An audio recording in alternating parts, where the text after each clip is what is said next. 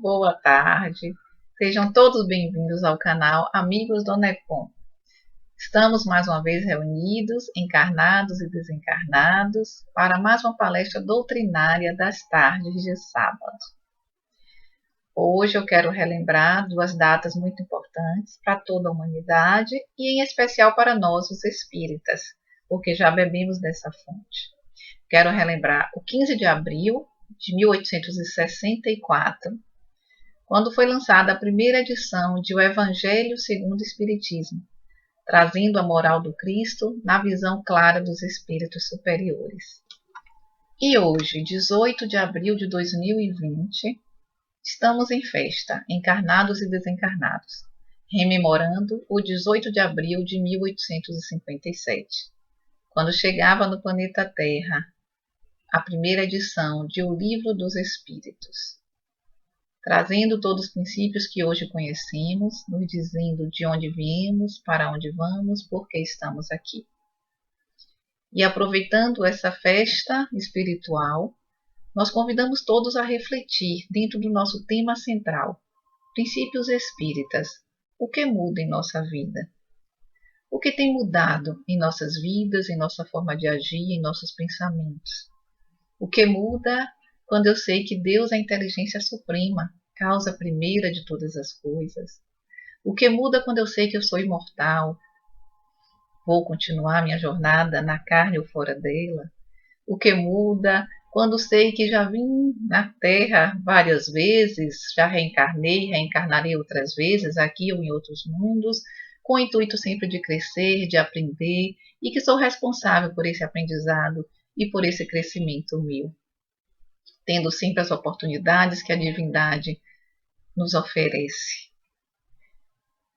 Continuando então esse nosso tema central, hoje nós vamos tratar da reencarnação e da lei de causa e efeito, com o nosso irmão Igor Fogaça, que gentilmente gravou a sua palestra para que passássemos aqui no canal Amigos do Nepom.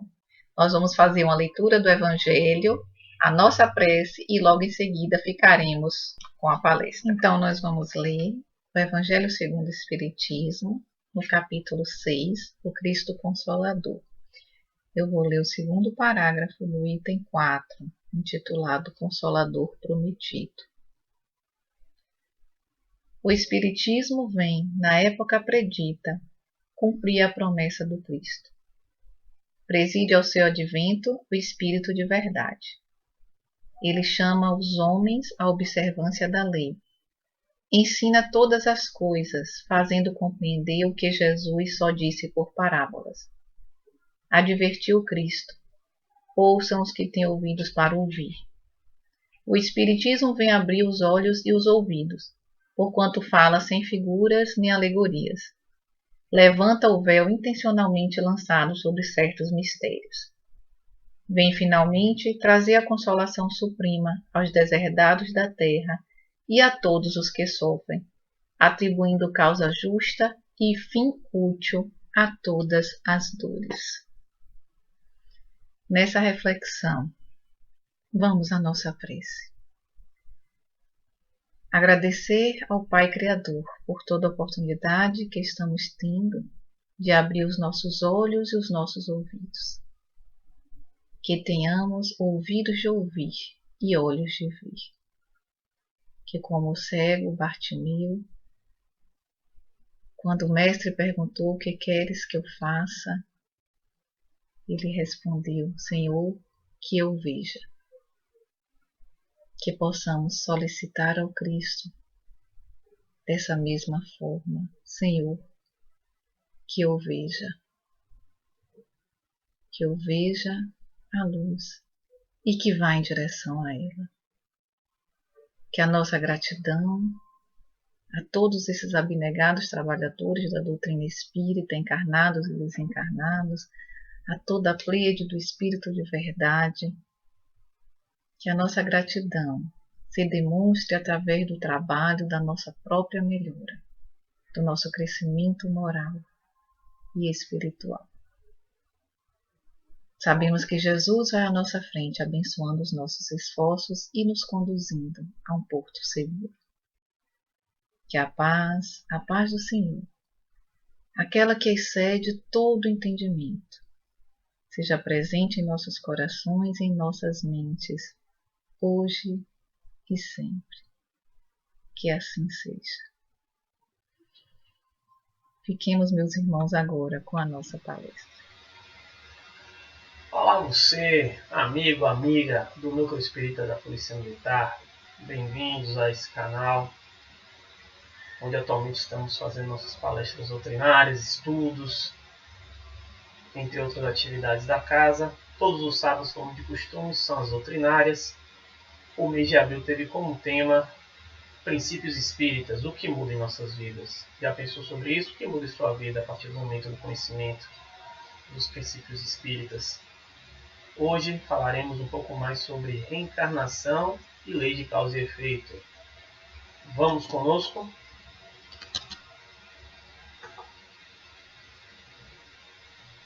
Assistiremos agora um pequeno resumo do capítulo 13 do livro Missionários da Luz, psicografia do nosso amigo Chico Xavier, pelo espírito André Luiz. Esse capítulo vai tratar sobre a reencarnação de um irmão, Segismundo, como é preparada essa reencarnação e o porquê dela, o que foi que aconteceu anteriormente e como isso se dá. Assistam conosco.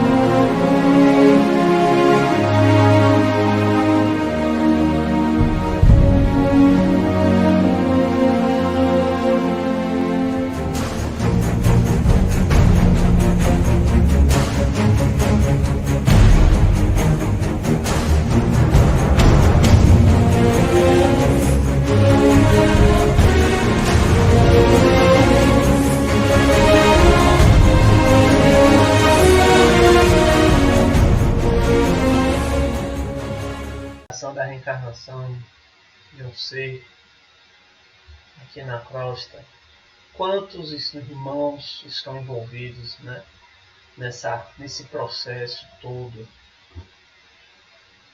Então, agora é o momento de nos perguntarmos, será que é interessante a gente falar um pouco sobre isso? Por que falar sobre isso? Na verdade, ao final do dia de hoje, veremos qual é a relação que podemos fazer com nossas vidas.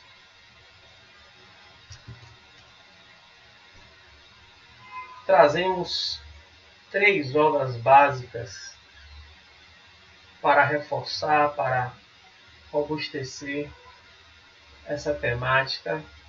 2 da codificação espírita, o Livro dos Espíritos, o Evangelho segundo o Espiritismo, e uma de um irmão de ideal, continuador da obra logo após Allan Kardec, que é Leon Denis, diversas obras escritas sobre o Espiritismo, e reportamos algumas coisas da sua obra Depois da Morte.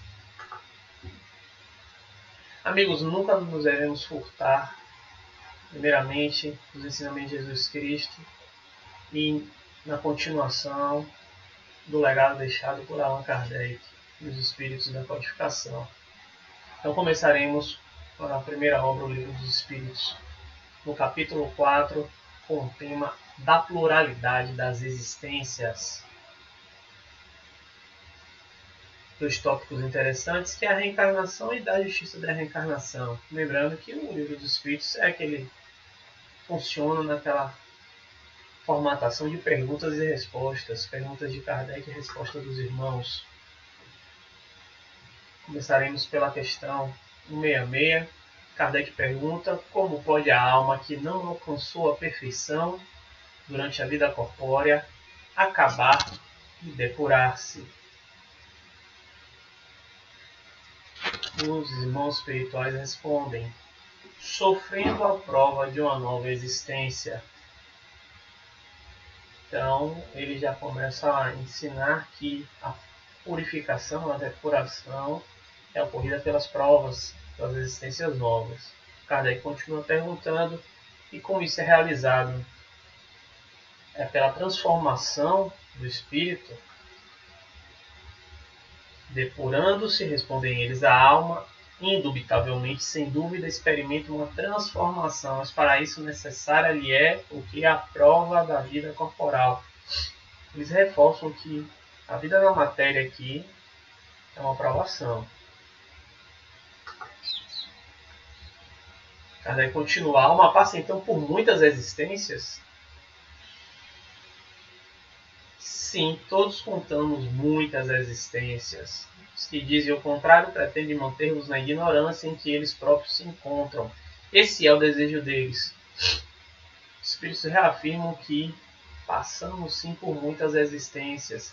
E um detalhe que veremos depois em Leon Denis é essa afirmativa aqui de que muitos que afirmam o contrário querem manter os irmãos na ignorância, no desconhecimento. Às vezes até eles mesmos também têm esse desconhecimento, às vezes como uma forma de dominação. Veremos isso lá na frente com Leon Denis. Diz Kardec, continuando: parece resultar desse princípio que a alma, depois de haver deixado um corpo, toma outro. Ou então que reencarna em novo corpo. É assim que deve entender? Por quê? Porque depois veremos também aquela questão da ressurreição no próprio corpo. Então Kardec pergunta: a alma vai deixar um corpo, vai tomar outro? Ou será diferente disso? Como é que a gente entende? Eles respondem: evidentemente que ela toma um outro corpo.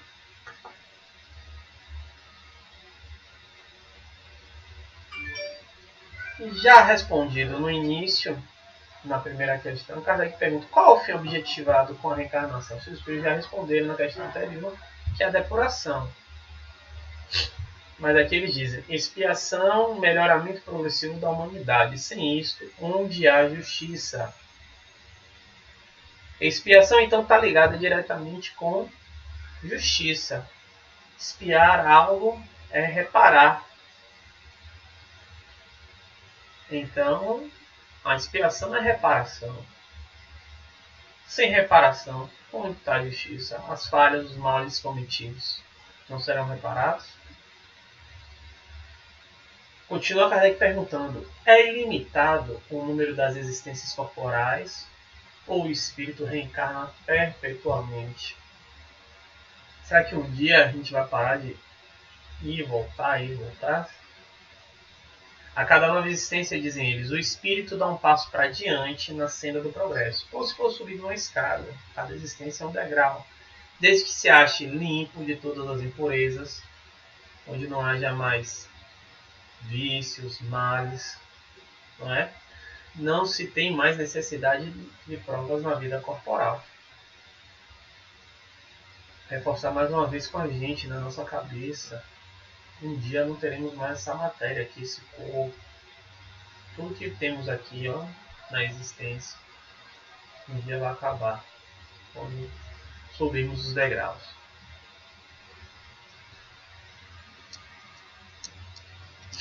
Continuamos na 169. É invariável o número das encarnações para todos os espíritos? Varia ou é invariável? Cada um tem que ter 100 encarnações? Ou isso varia? Ele responde: não, não é invariável. Aquele que caminha depressa a muitas provas se forra, ou seja, se furta, deixa de ter muitas provas, se liberta de muitas provas. Todavia, as encarnações sucessivas são sempre muito numerosas, porquanto o progresso é quase infinito. Se corrermos, subiremos mais rápido os degraus da escada.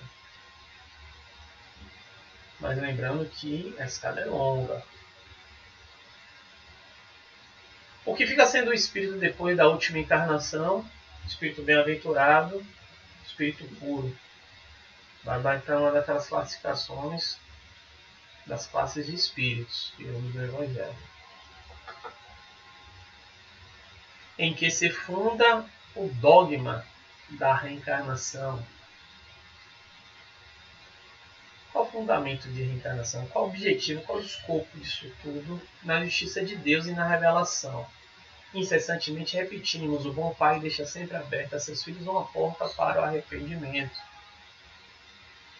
Continuam eles dizendo: não são filhos de Deus todos os homens, só entre os egoístas se encontra a iniquidade, o ódio implacável e os castigos sem remissão. Então, a reencarnação não é uma pena perpétua. Isso seria egoísmo. Seria castigo sem fim. É uma oportunidade do arrependimento, da reparação. Dessa forma que precisamos entender.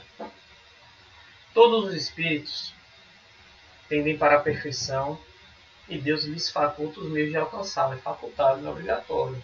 Cada um vai escolher o caminho, proporcionando-lhes as provações da vida corporal. Sua justiça, porém, lhes concede realizar em novas existências o que não puderam fazer ou concluir numa primeira prova.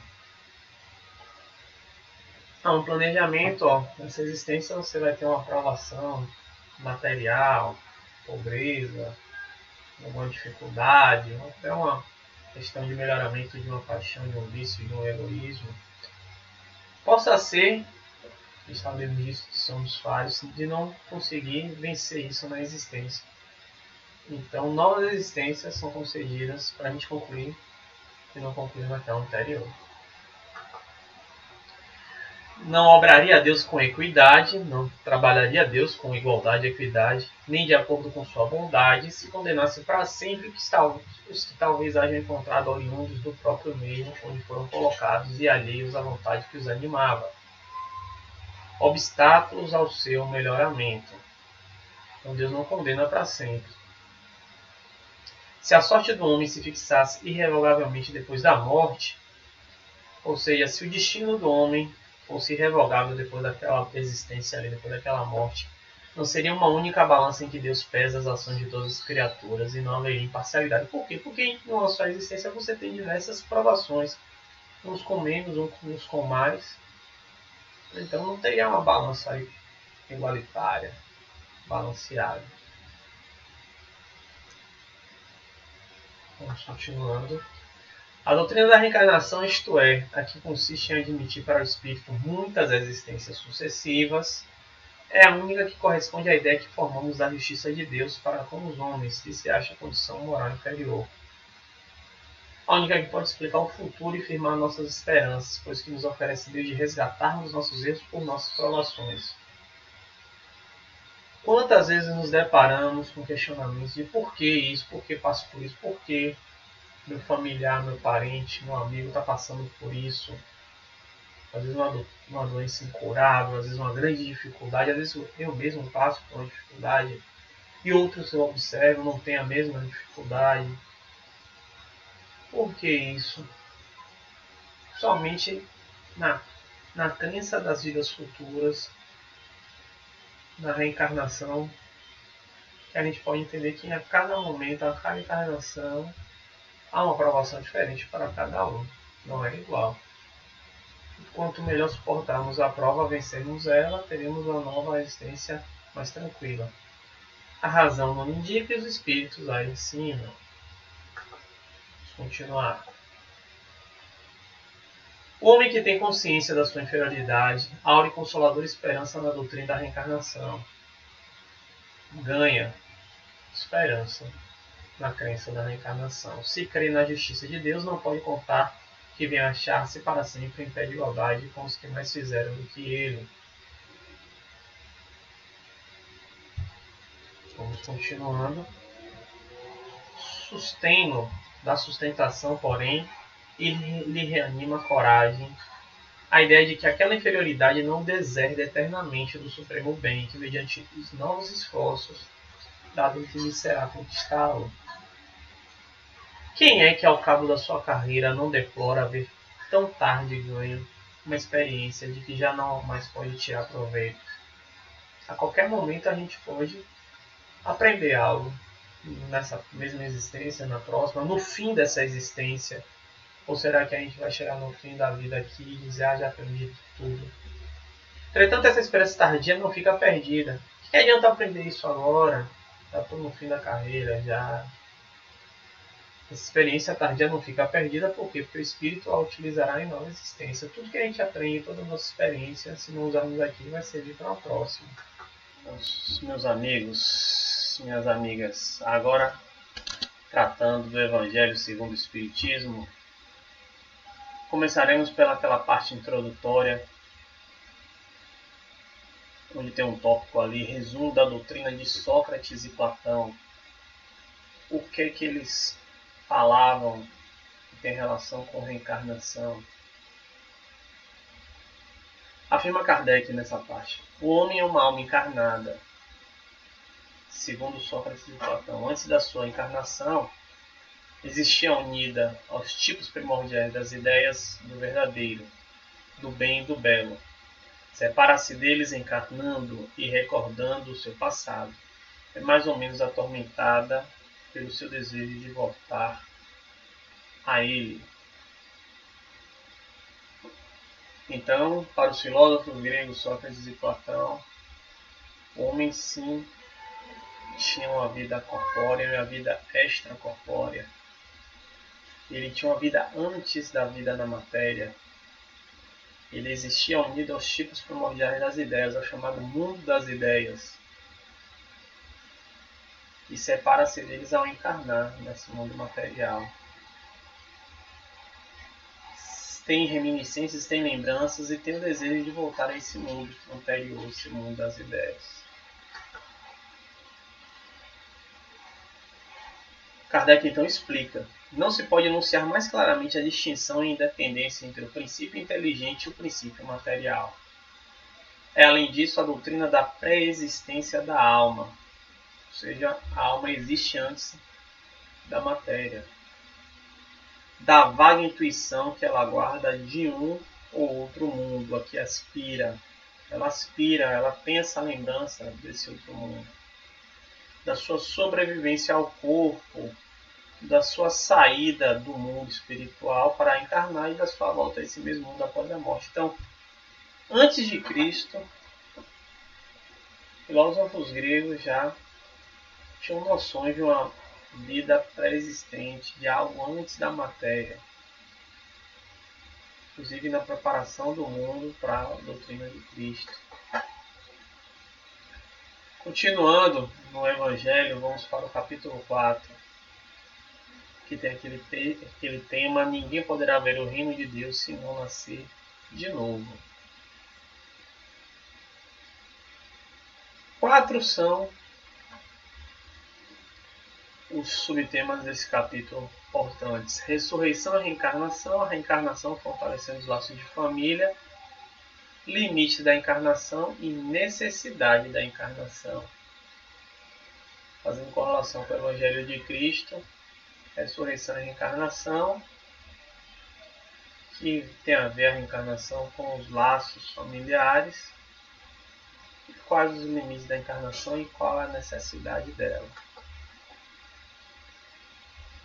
Primeiro tópico, afirma Kardec: a reencarnação fazia parte dos dogmas dos judeus sob o nome de ressurreição.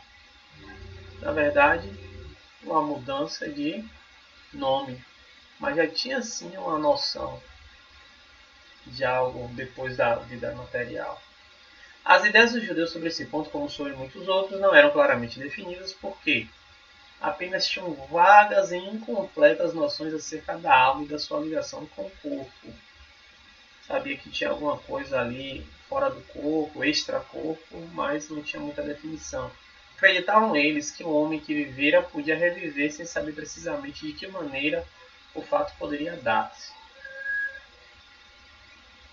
A ressurreição dá a ideia de voltar à vida o corpo que já está morto, o que a ciência demonstra ser materialmente impossível. Reanimar um corpo já morto, a ciência demonstra impossível e não podemos nos separar do que a ciência prova. Na verdade, ciência e religião vão caminham para o mesmo objetivo. Mas, reencarnação, que é a alma, o espírito retornar para a vida na matéria, e um novo corpo, é plenamente possível. Sem nenhuma relação com aquele corpo já deixado, aquele corpo que pereceu. Sobre reencarnação e laços familiares, o que acontece? Os espíritos no espaço, na erraticidade, fora do corpo, fora da vida corporal, formam grupos ou famílias entrelaçados pela afeição, pela simpatia e pela semelhança. Existem grupos ou famílias, como acharmos melhor, que se reúnem lá após a vida corporal. Ditosos, felizes por se encontrarem juntos, esses espíritos se buscam uns aos outros. A encarnação apenas momentaneamente os separa, porquanto ao regressarem à erraticidade, novamente se reúnem como amigos que voltam de uma viagem. Vem aquela noção de que a reencarnação é uma viagem, é algo passageiro, é um período, é uma viagem a trabalho. Precisamos ir trabalhar e retornamos para o seio dos nossos amigos, da nossa família. Muitas vezes até uns seguem a outros na encarnação. Combinam, é planejado, e encarnam juntos na mesma família, no mesmo laço afetivo, vindo aqui reunir-se na mesma família a fim de trabalharem juntos pelo seu mútuo adiantamento, um auxiliando o adiantamento do outro. Se uns encarnam e outros não, nem por isso deixam de estar unidos pelo pensamento, mas adiantados se esforçam para fazer com que os menos progridam juntos, progridam também. São Luís explica-nos sobre limites da encarnação ainda nesse capítulo. Diz ele que a encarnação carece de limites precisamente traçados. Quantas encarnações? Recordo que isso foi perguntado lá por Kardec no Livro dos Espíritos. Se tivermos em vista apenas o envoltório que constitui o corpo do espírito, dado que a materialidade desse envoltório diminui à proporção que o espírito se purifica. A materialidade desse envoltório. Que envoltório é esse? Ele continuou: o próprio perispírito torna-se cada vez mais etéreo até a depuração completa, que é a condição de espíritos puros. Não existe um limite pré-determinado, porque à medida da purificação, da evolução daquele espírito, ele vai se depurando, o próprio envoltório vai perdendo substância, materialidade. Depende, portanto, de o espírito libertar-se dela, da encarnação, mais ou menos rapidamente, trabalhando pela sua purificação. Sendo soberanamente justo e bom, né? Deus tem de distribuir tudo igualmente por todos os seus filhos. Assim é que estabeleceu para todos o mesmo ponto de partida. Deus não criou espíritos evoluídos e espíritos primitivos. Todos começaram na mesma condição de primitivo. A mesma aptidão, as mesmas obrigações a cumprir e a mesma liberdade de proceder. A encarnação é apenas transitória. É uma tarefa que Deus impõe quando o espírito inicia a sua vida, como primeira experiência do uso que farão do livre-arbítrio. Muito interessante. Novamente, aquele conceito de passagem, né? A encarnação é um estado transitório. Aqueles que desempenham essa prova, né, esse trabalho, essa missão com zelo, transpõem rapidamente e menos penosamente. O detalhe também é esse. O esforço que fazemos aqui por transpor esses obstáculos, né, por vencer essas provações, faz com que a gente agilize, né, acelere essa aprovação e diminua a dureza dela, a dificuldade. Transpõe rapidamente e menos penosamente os primeiros graus da iniciação e mais cedo gozam do fruto de seus labores. Os que, ao contrário, usam mal da liberdade, então aquele que tem as escolhas e prefere não se esforçar agora para passar pelos obstáculos, retardam sua marcha e tal seja a obstinação que demonstrem, podem prolongar indefinidamente a necessidade da reencarnação. Ótimo ensinamento, São Luís. Vale fazer uma ressalva aqui naquele capítulo 11 que fala da lei de amor, o item 8. Um pequeno trecho ali. É um item muito interessante, um tema bem interessante, onde ele fala de instinto, de sentimento, onde o amor permeia tudo isso. Mas logo na introdução, no primeiro parágrafo, é dito lá: o amor resume a doutrina de Jesus inteira, visto que esse é o sentimento por excelência. Amar uns aos outros, né? Quando Jesus pronunciou a divina palavra amor, os povos sobressaltaram e seus mártires, ébrios de esperança, desceram ao circo. Com a esperança, né, de Cristo. Muito interessante isso. Na sequência, fazendo relação com o amor, e a gente precisa entender por que é citado isso. O Espiritismo, a seu turno, vem pronunciar uma segunda palavra do alfabeto divino, a reencarnação. Reencarnação está ligado com Cristo, com amor, com Deus. Está na continuidade do amor. A gente observar, é uma prova de amor de Deus que está com a gente, nos propiciando essas oportunidades. A reencarnação, triunfando da morte, revela às criaturas deslumbradas seu patrimônio intelectual. Já não é o suplício que ela conduz o homem, conduz a conquista do seu ser elevado e transfigurado. Aqueles que praguejam contra Deus por causa de uma dificuldade na existência, porque não acreditam na reencarnação, nos motivos, nos objetivos dessas provações, é sim ao cumprimento da lei do amor. Reencarnação, então, depois de amor, é a segunda palavra do alfabeto divino. A hora da obra Depois da Morte, de Leon Denis. Obra bem interessante porque, na sua parte introdutória, nos primeiros capítulos, ele faz um apanhado, um estudo de diversas religiões pré-cristãs, até chegar no cristianismo. Religiões da Ásia, norte da África, do próprio mundo grego-romano, e o que elas trazem em comum com o cristianismo, com o próprio espiritismo. Vale a pena a leitura dessa obra. No primeiro capítulo, então, Leon Denis fala sobre as religiões e citam a doutrina secreta. Diz ele: as religiões antigas apareciam sob o aspecto sob aspecto diverso, revestiam caráter grave e elevado, simultaneamente científico e filosófico. Eram complexas. Seu ensino era duplo, exterior e público de um lado, interior e secreto de outro, neste último caso reservado somente aos iniciados. Adquiriu-se a prova de que todos os ensinos religiosos do passado se ligam. Todas as religiões antigas têm algo que se liga, se comunica, porque em sua base se encontram a mesma doutrina, a mesma ideia, o mesmo ensinamento, transmitida de idade em idade a uma série ininterrupta de sábios e pensadores. Ele vai aprofundando isso lá na frente. Ao chegar na Índia, ele trata sobre os Vedas, que são escrituras sagradas do hinduísmo. Diz que lá eles afirmam sobre imortalidade da alma e reencarnação. Precisa a gente entender que não é exclusividade do espiritismo o tratamento de reencarnação. A humanidade veio em locais diferentes. Observe que o espiritismo tem também essa ideia de que em locais diferentes surgem ideias semelhantes.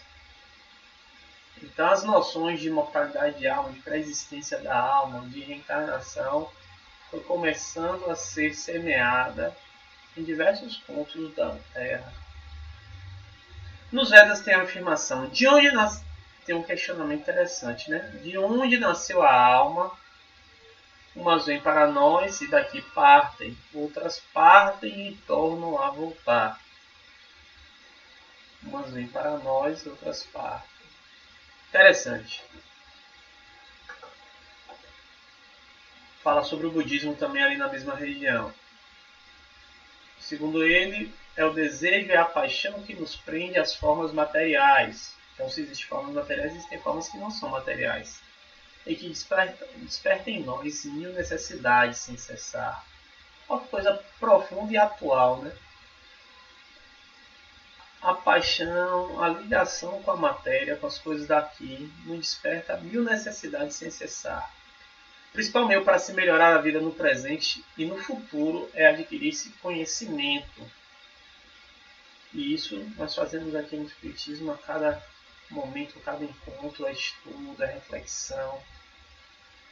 Os seres não penetram no mundo da forma senão para trabalharem no complemento da sua obra de aperfeiçoamento e elevação.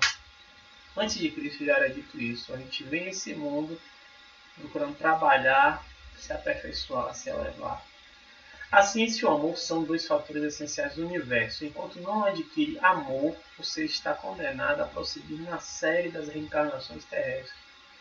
Lembra lá a lei do amor? Do Evangelho do Espiritismo, reencarnação, encarnação. A gente precisa de amor.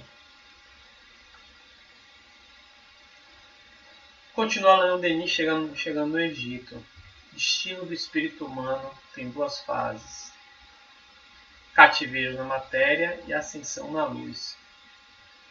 As almas são filhas do céu e a viagem que fazem é uma prova. Na encarnação perdem a reminiscência de sua origem celeste. São escritos de Hermes Trismegisto, um filósofo egípcio. As almas inferiores e mais ficam presas à terra por múltiplos renascimentos, porém as almas virtuosas sobem voando para as esferas superiores, onde recobram a vista das coisas divinas. Hermes Trismegisto, que escreveu isso, o legislador egípcio e filósofo, viveu por volta de 1330 a.C.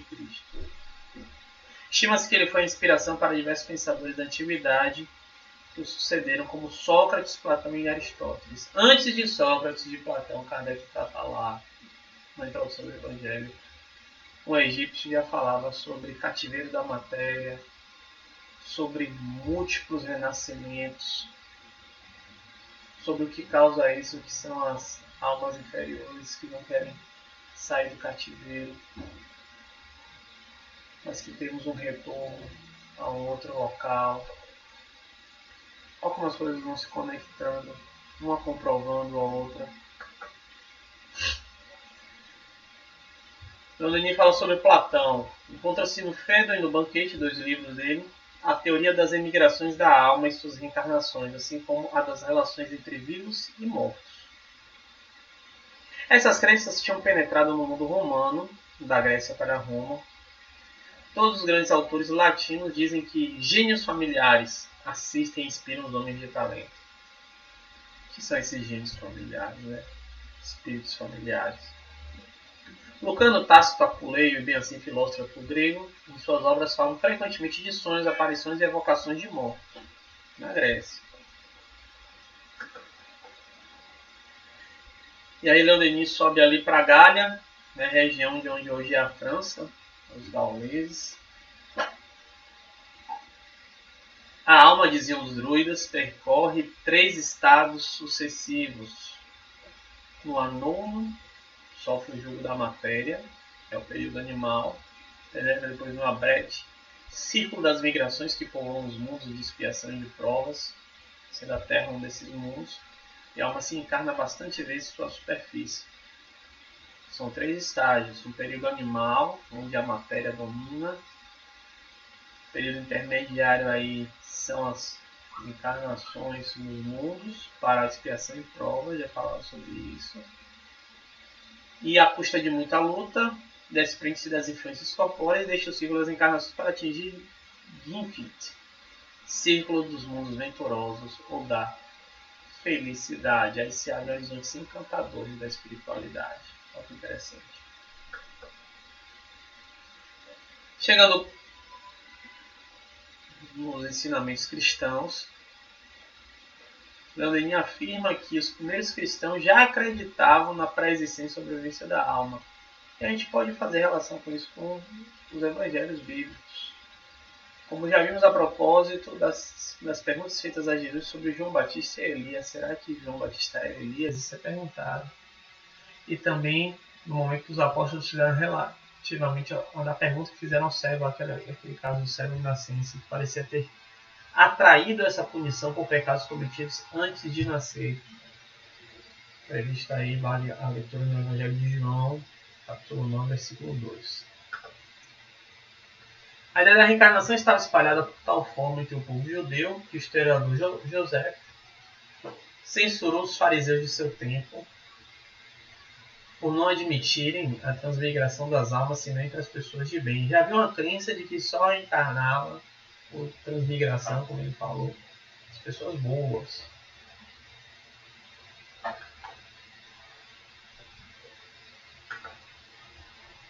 Continuando, os cristãos entregavam-se às evocações e comunicação com espíritos maus. Como assim os cristãos faziam isso? Atos dos Apóstolos, numerosas indicações sobre esse ponto. Vamos ver algumas citações sobre contato com espíritos. Em Atos 8, 26, e o anjo do Senhor falou a Filipe, dizendo: levanta-te e vai para o lado do sul a caminho que desce de Jerusalém para Gaza, que está deserta. Muitas passagens bíblicas têm essa questão do anjo do Senhor. Quem seria esse anjo do Senhor, se não um espírito? Hoje, com o espiritismo, a gente sabe que provavelmente eram espíritos, guias, irmãos orientadores, né? Naqueles dias desceram profetas de Jerusalém para Antioquia, e levantando-se um deles por nome Ágabo, dava a entender pelo Espírito, esse Ágabo falava pelo Espírito, o Espírito era esse, que haveria uma grande fome em todo o mundo, e isso aconteceu no tempo de Cláudio César, Atos 11, 27 e 28. Continuando ainda em Atos, e quando chegaram a Mísia, tentavam ir para Bitínia, mas o Espírito não lhe permitiu. Que espírito era esse que não permitiu? E achando discípulos, ficamos ali 7 dias, e eles, pelo Espírito, diziam a Paulo que não subisse a Jerusalém. Mais uma constatação, né? Paulo, na sua primeira epístola aos Coríntios, descreve sob o nome de dons espirituais todas as espécies de mediunidade. Médios eram chamados de profetas. Ele se declara instruído diretamente pelo Espírito de Jesus na verdade evangélica.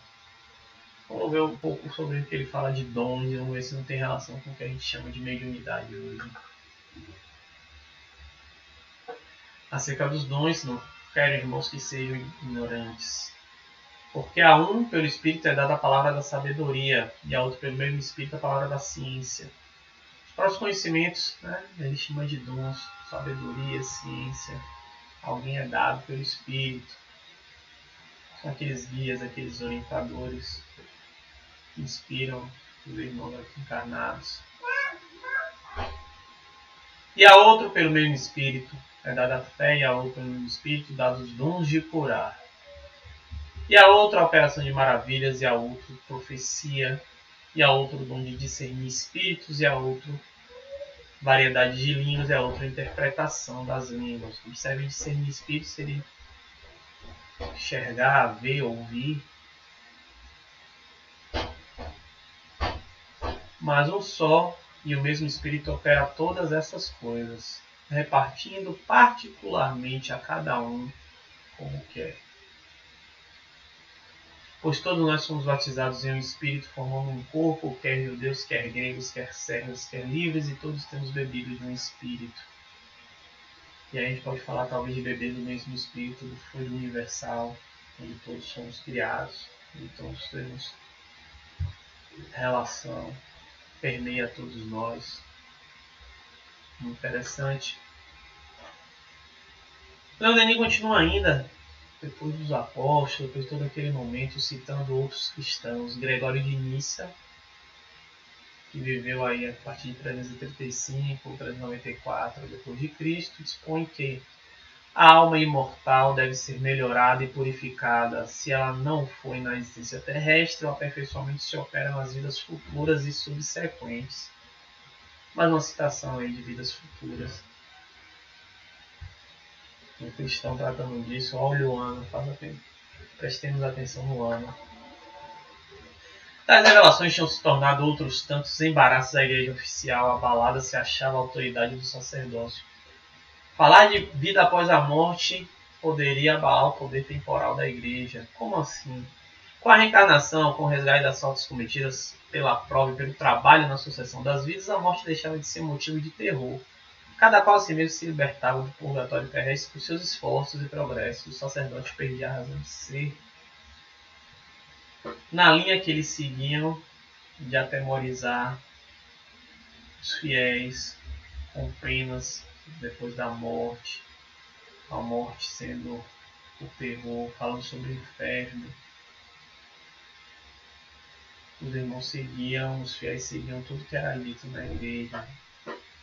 No entanto, se fosse acreditar na vida após a morte, no esforço próprio para a purificação, isso deixaria de dar poder aos próprios religiosos da igreja. A igreja havia diminuído seu poder e prestígio, julgou, portanto, necessário impor silêncio, renunciar a toda a comunicação com espíritos e condenar ensinos destes como inspirados pelo demônio.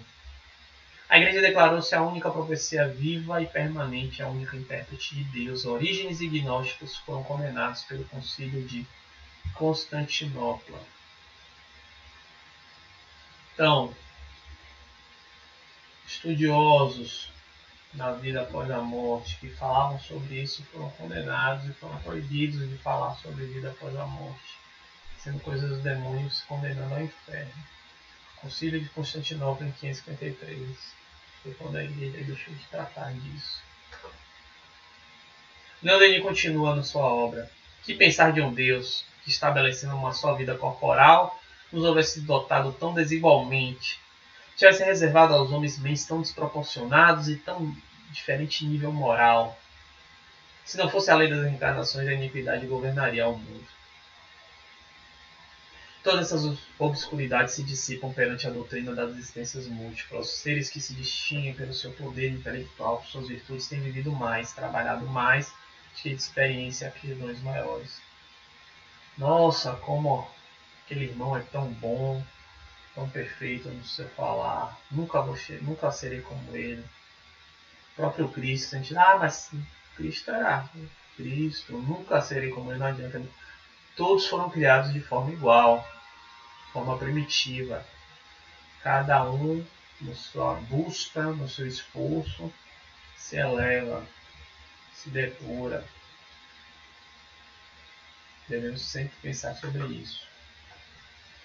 O progresso e a elevação das almas depende unicamente de seus trabalhos, da energia por elas desenvolvida no combate da vida. As almas lutam com coragem, rapidamente fraqueiam graus que as separam da vida superior. enquanto outras imobilizam-se durante séculos em existências ociosas e estéreis. Porém, essas desigualdades resultantes dos feitos do passado podem ser resgatadas e niveladas nas vidas futuras. Meu Lenin também reforça a mesma ideia. Não há provações eternas, mas sim reparações proporcionadas às faltas cometidas. Não temos outro juiz nem outro carrasco a não ser nossa consciência. Mais uma vez interessante isso. Pois essa consciência, assim que se desprende das sombras materiais, torna-se um julgador terrível. Na ordem moral, como na física, só há efeitos e causas que são regidos por uma lei soberana, imutável e infalível. E aí a gente vê a questão da lei de causa e efeito. Esta lei regula todas as vidas, o que em nossa ignorância chamamos de injustiça da sorte, né, sendo a reparação do passado. Ó, como a vida é injusta, nasci com um problema físico, mental, alguma dificuldade. Deus foi injusto comigo. Isso é a reparação do passado. Temos que pensar assim. O destino humano é um pagamento de débito contraído entre nós mesmos anteriormente. A vida atual é a consequência direta e inevitável das nossas vidas passadas, assim como a vida futura será resultante das ações do presente. Pela lei da reencarnação, a soberana justiça reina sobre os mundos. Cada ser chegando a possuir-se em sua razão e em sua consciência torna-se o artífice dos próprios destinos. Somos nós que fazemos. Consequências de hoje foram nossas escolhas passadas. Males e situações dolorosas certos homens sofrem explicam-se pela ação desta lei. Aquele que fez sofrer, sofrerá futuramente. Então, Lenin continua falando sobre a vida superior e depois fala sobre a vida inferior, nos mundos inferiores. Chegará afinal um dia em que o espírito, depois de haver percorrido o ciclo, subindo os degraus das suas existências, depois de haver purificado, vê, olha aí, terminar a série das suas encarnações, um dia, e abrir-se para a vida espiritual definitivamente. Continua ele, a calma, a serenidade, a segurança profunda substituem os desgostos e as inquietações de antes. A alma chegou ao término de suas provações e não mais terá sofrimento. Muito interessante essa questão. Já imaginamos, né? Uns seguem para observar o progresso e desenvolvimento dos planetas, dos globos. Outros encarnam nos diversos mundos para cumprir missões de devotamento, para instruir homens na moral e na ciência. Quantas almas superiores temos aqui para nos instruir? Outros ainda, espíritos guias, ligam-se a alguma alma diretamente encarnada e a sustentam no rude caminho da existência, a conduzem do nascimento à morte durante muitas vidas, vendo acolhida no termo de cada uma delas quando entra no mundo invisível. Para de trabalhar quando fica puro, fica só curtindo, tem trabalho. Nos mundos inferiores, a punição do espírito mal continua não só na vida espiritual, mas ainda nas encarnações sucessivas, que o leva a mundos superiores, onde a existência é precária. Por que vai encarnar em mundos inferiores? Porque, na verdade, a tendência de um planeta como o nosso, a Terra, é evoluir. Então, se o planeta evolui e tem espírito que não está seguindo esse acompanhamento, vai reencarnar porque é uma lei e vai reencarnar no outro mundo inferior. Os espíritos maus sobre os quais recai o peso acabunhador de suas faltas não podem prever futuro, mas sabem de leis superiores. Resulta daí uma ignorância completa da própria sorte e uma tendência para acreditar que são eternos seus sofrimentos. A ignorância nesse sentido aí sempre de ignorar, de desconhecer, ou seja, a falta de estudo. Observe essa oportunidade que temos hoje, como ela é importante para a gente entender o que acontece. Quando a gente ignora isso, a gente acha que o sofrimento é eterno, vai acreditar naquela doutrina que dizia do inferno, do purgatório eterno depois da morte. Mais calmos são aqueles a quem o arrependimento tocou. Aí é um segundo momento, aquele que já tem uma pitada de arrependimento, vê chegar o tempo das provas e estão resolvidos a satisfazer a eterna justiça. O arrependimento leva à resignação. E a gente ameniza aquele sofrimento que fica pensando no sofrimento eterno. O remorso, como uma pálida claridade, esclarece vagamente sua alma e permite que bons espíritos, eu me arrependo, me resigno, eu abro a oportunidade de uma orientação. Permite que bons espíritos falem ao seu entendimento, animando e aconselhando. Todas as almas que não puderam libertar-se das influências terrestres devem renascer neste mundo para trabalharem em seu melhoramento. No caso da imensa maioria que está aqui, para aqueles que estão para orientar a gente. As leis inflexíveis da natureza ou antes os efeitos resultantes do passado decidem a reencarnação. São leis naturais. O espírito inferior, ignorante dessas leis, pouco cuidadoso do seu futuro, sofre a sua sorte e vem tomar seu lugar na Terra sob o impulso de uma força que nem mesmo procura conhecer, nem sabe por que encarnou. O espírito adiantado inspira-se nos exemplos que o cercam na vida fluídica, recolhe os avisos dos guias, pesa as condições boas ou mais da sua aparição neste mundo, prevê obstáculos, dificuldades da jornada, traça seu programa e toma fortes resoluções com o propósito de executá-las. Então, observe quantas indicações a gente tem que ter aí. Inspirar no exemplo do que nos cercam, os exemplos positivos, prestar atenção nos avisos dos guias, pesar o que é bom, o que é mal nessa nossa existência, prever as dificuldades da jornada, traçar um programa, um objetivo, tomar resoluções, escolhas. É preciso renascer e sofrer para despojar-se dos últimos vestígios de animalidade, apagar faltas e crimes do passado. Daí, às vezes, enfermidades, longas horas, moléstias, idiotismo e perda de razão. Idiotismo como moléstia e como doença. O abuso das altas faculdades.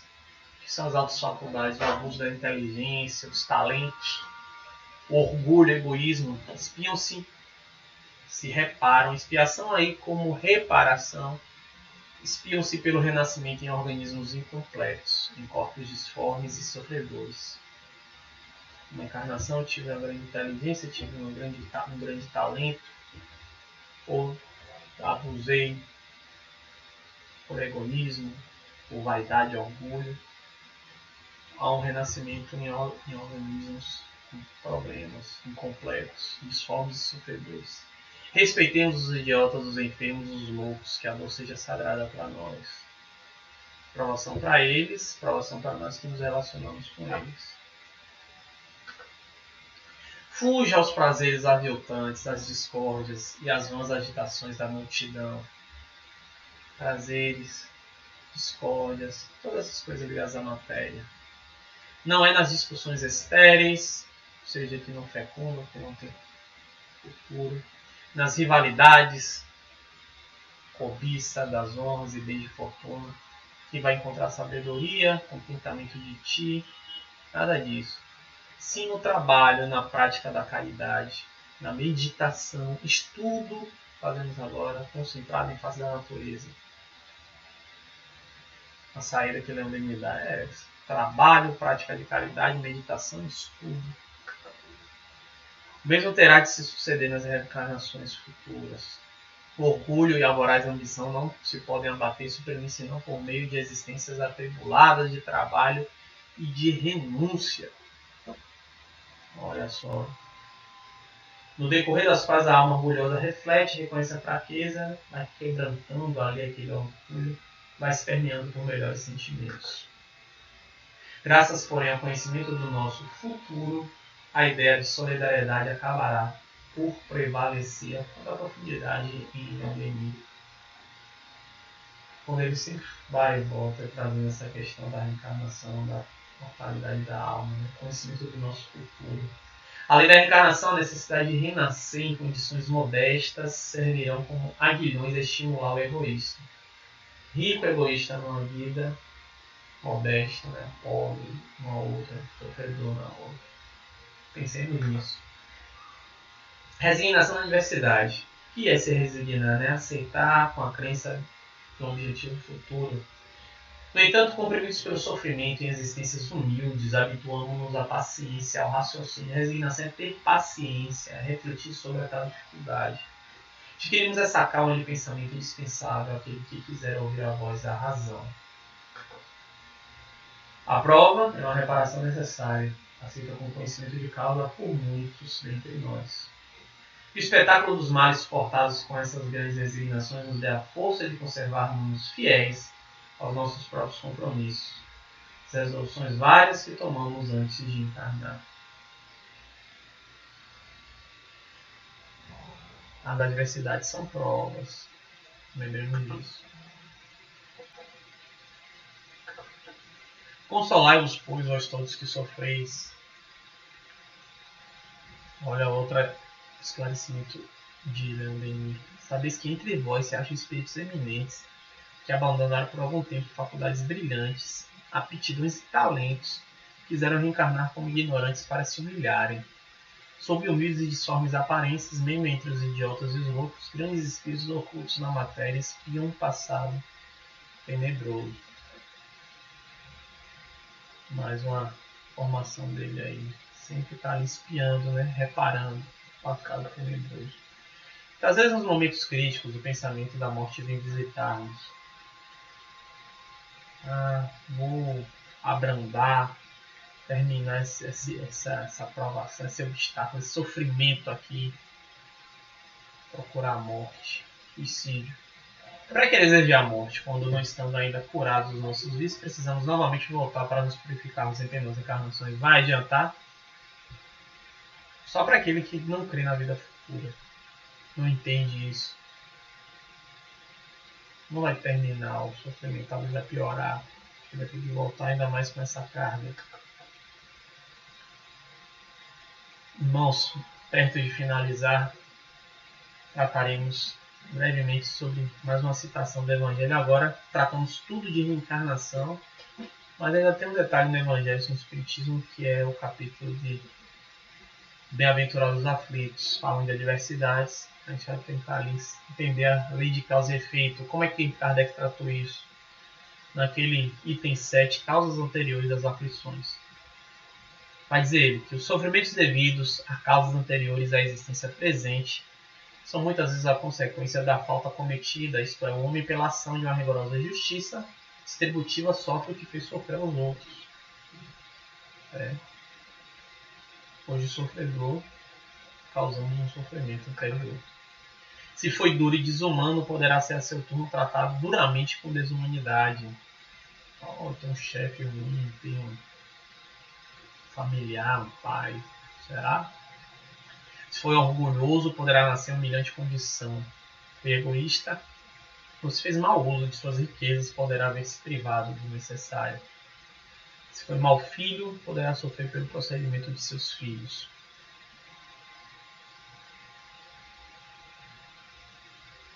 Profundo isso aí.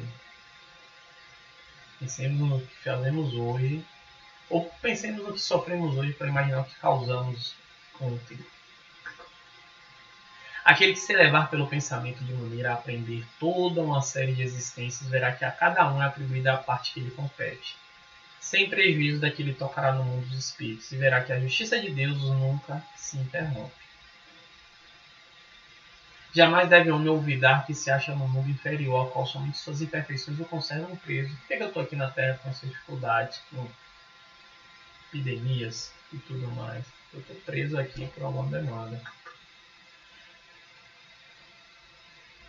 Joana de Ângeles, na psicografia de Divaldo Franco, na obra chamada Limiar do Infinito, fala um pouco mais sobre a reencarnação de uma forma bem interessante.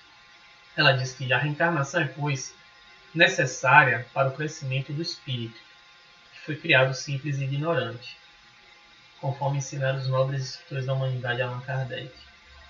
Na irretorquível demonstração de que somos todos irmãos em diferentes estágios de evolução, avançando no grande mundo. Criados todos nós no mesmo patamar, vemos que a evolução dos estágios, a subida dos degraus, é um mérito pessoal. A reencarnação é, portanto, dádiva do amor divino. Olha a ligação novamente de amor, reencarnação, amor de Deus. É a dádiva do amor divino para a felicidade de todos os espíritos na fatalidade de atingir a glória estelar que nos aguarda. Atingir a glória, atingir o último nível, a purificação, a fatalidade é um destino, a gente vai chegar lá. Depende de cada um de nós acelerar esse processo ou não.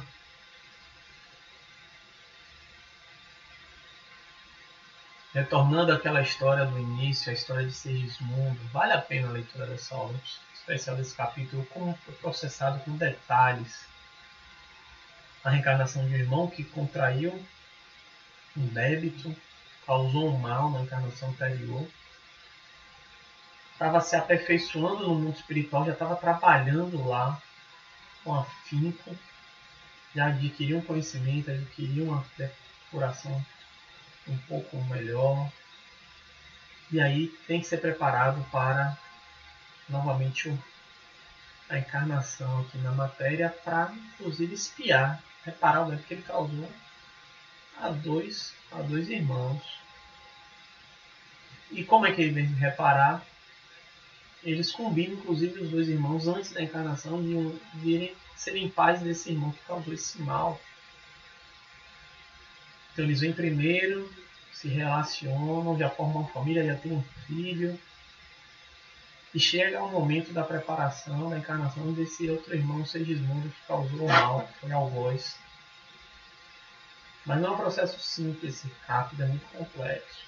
É com a preparação daquele casal, começa a ter inicialmente uma aversão, sentindo ali a presença do irmão que quer reencarnar, e é trabalhado isso, inclusive no momento dos sonhos, até haver a aceitação da mãe com toda a sua doçura, do pai depois. Ele é entregue no mundo espiritual, o irmão já preparado. É muito interessante. O instrutor de André Luiz nesse processo todo, que conduz esse processo todo, André Luiz ali acompanhando, de uma forma bem científica, médico que ele foi na existência terrena, com questionamentos científicos. Alexandre diz a André Luiz: a reencarnação é o curso repetido de lições necessárias. A esfera da crosta é uma escola divina, e o amor, por intermédio das atividades intercessórias, olha o amor aí, reconduz diariamente ao banco escolar da carne milhões de aprendizes. Resume de uma forma perfeita a vida na Terra, que é um banco escolar, onde a gente retorna, repete a matéria, o que ainda não aprendemos. Que é uma escola divina.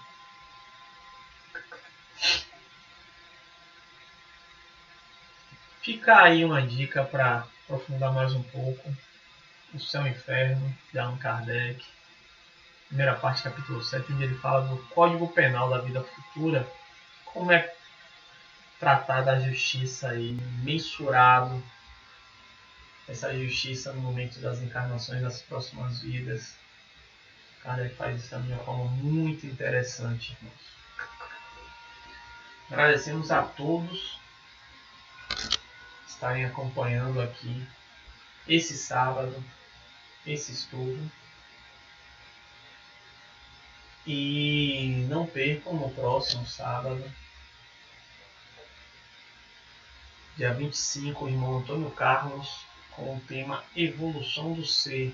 Ainda teremos aí no dia 28, terça-feira, um estudo com a irmã Norma aí sobre Identidade dos Espíritos, capítulo 24 do Livro dos Médiuns. Agradecemos a todos e até um próximo encontro.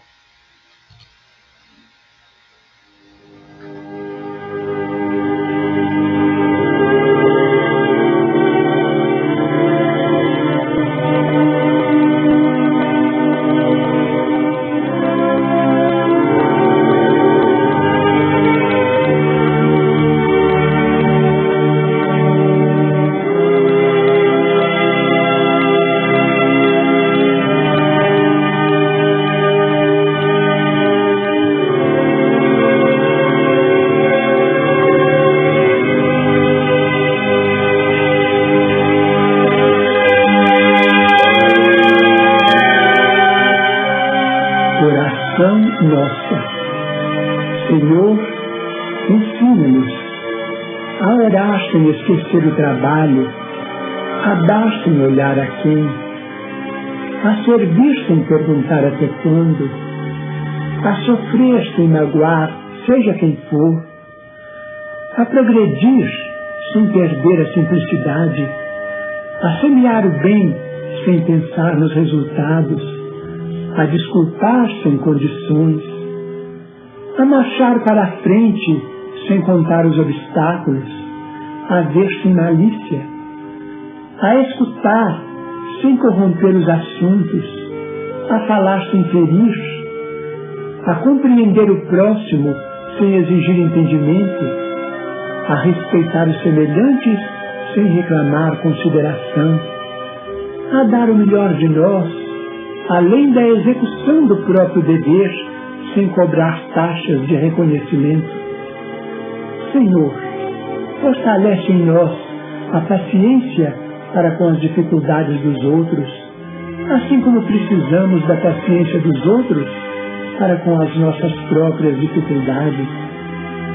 Ajuda-nos para que a ninguém façamos aquilo que não desejamos para nós.